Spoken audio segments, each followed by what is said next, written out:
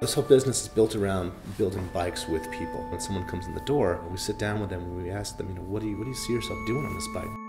You're almost like a therapist in a lot of ways to kind of get to the heart of what they're really looking for in a bike. And they'll say things like, I want to ride to Montauk, and I want to commute to work, and I want to pull my kid. And that's where our expertise comes in. We're able to put together a parts list that kind of satisfies that.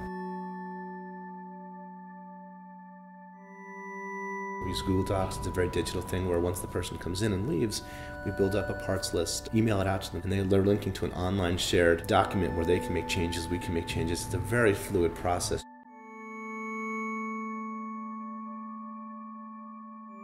Once we get the parts together and the client selects a build date, we have them back in, we have all the parts laid out, and I always think of it like an OR, where all the parts are laid out, ready to go. The client will come in and we'll actually build the bike with them.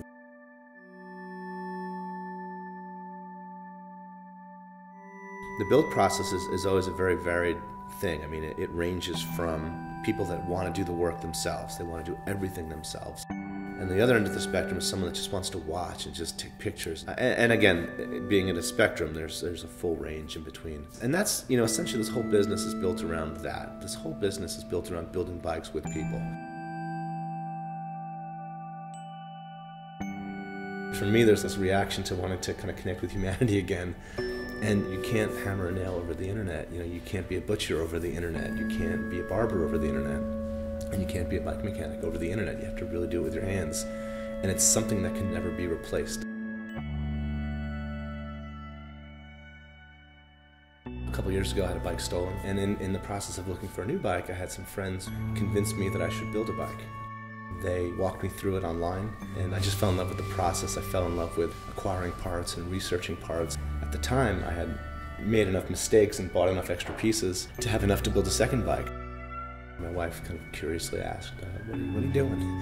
And at the same time, a neighbor passed by and, wow, do you sell those? And it's like, well, sure, why not? And really quickly, it turned into people like myself that were interested in reconnecting with working with their hands. I found that people really wanted to be involved in the process and not just buy a bike. So it grew and grew in the backyard. We built a shed, we built a kind of an awning. We were building year-round, 4 or 5 bikes a week at some points. I mean, we built maybe 100 bikes the first year, maybe 100 bikes the second year.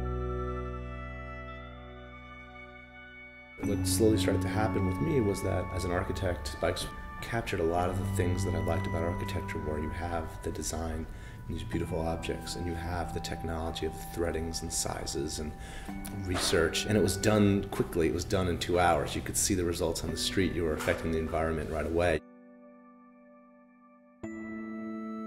October of 2010, a store right around the corner opened up for rent. And very quickly, we became this bike shop that worked collaboratively with our customers. We were teaching free classes and doing a lot of great stuff, but we really quickly ran out of space.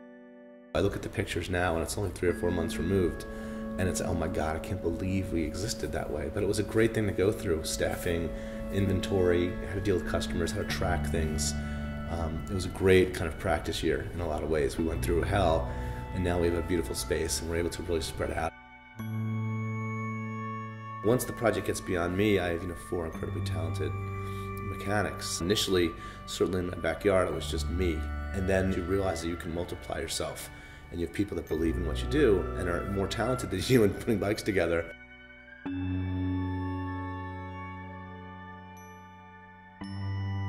Think about this place as like the inverted bike shop, where you come in and you describe what you're looking for, and then we get to work trying to build up a bike that will kind of answer the questions that you have, the bike that you've described.